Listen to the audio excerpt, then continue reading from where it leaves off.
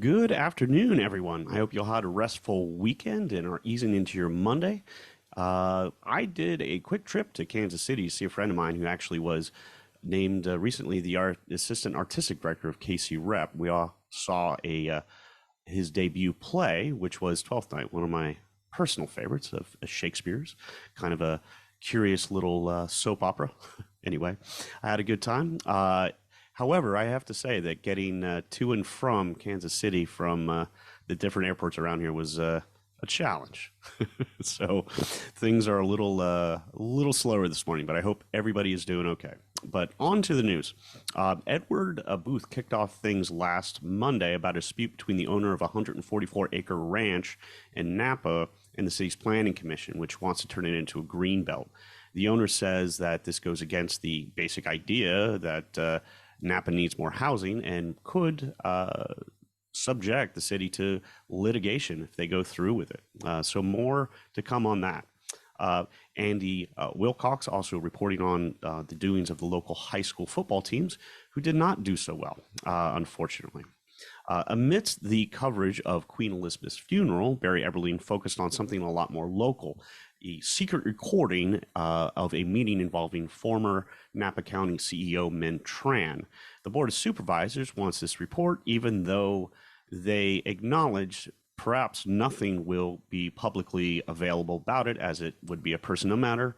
But still, they want, I guess, the world to know they're doing something. So Sasha Paulson waxed nostalgic about her daughter's trip to Wales and her daughter's boyfriend's interest in all things American junk food.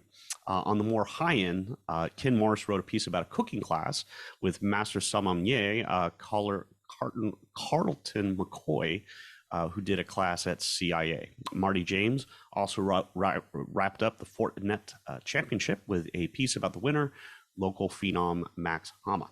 On Wednesday, Barry Eberling checked in with the debut of the electric Vine bus in Yountville. This growing fleet, which is initially quite a bit more expensive than the regular type of bus, is expected to more than pay for itself and be environmentally friendly to boot. On the business page, Tim Carl checked in with the Calistoga Bike Shop, and Andy wrote up a feature about the American Canyon girls volleyball team. On Thursday, Edward wrote up about the groundbreaking of the soon-to-come Napa Valley College dorms. Sasha talked to Michael Watterson's journey from journalist to poet, a not terribly well-worn road, to be honest. And Sports wrote up a feature about Katie Decker, a new inductee into the St. Helena Hall of Fame. Speaking of St. Helena, Jesse Duarte wrote up a piece about a volunteer cleanup at Sulphur Creek, as well as a set of stories about Paul Doring and Eric Hall, who are vying for that city's mayorship. Look for more politically focused stories, both here and in the St. Helena Star, as the campaigns heat up. Believe it or not, the election is just a few weeks away. For Friday, Edward wrote about a supportive housing project getting underway in Napa, and Napa wrote about American Canyon's possible annexation of an 83 acres adjacent to Highway 29. City officials say this will potentially ease up traffic on that famously clogged road.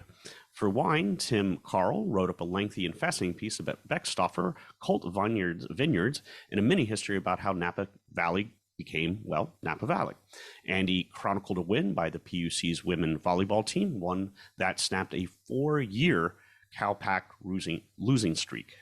This weekend, though, belonged to Jennifer Huffman, who wrote up a piece about the move of Clementes to North Napa, as well as a long-form article about the growing problem of childhood obesity in Napa County and in California.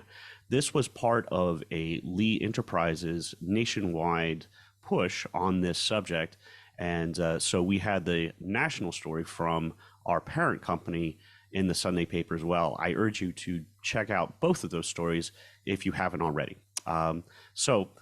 Finally, I know some people have talked about how they're not necessarily as pleased about our change in the comics and puzzles lineup, but I want to make sure that everybody knows that we have begun printing a QR code on A1 going forward, which will, if you point your smartphone at it and click the link, will take you directly to our expanded offerings. So Though many of you have said that they prefer to see it in print rather than digital, do know that most, if not all of your favorites are available in some form, and I urge you to check that out. So that about does it for now. Thank you, as always, for reading and for watching, and have yourself a great week.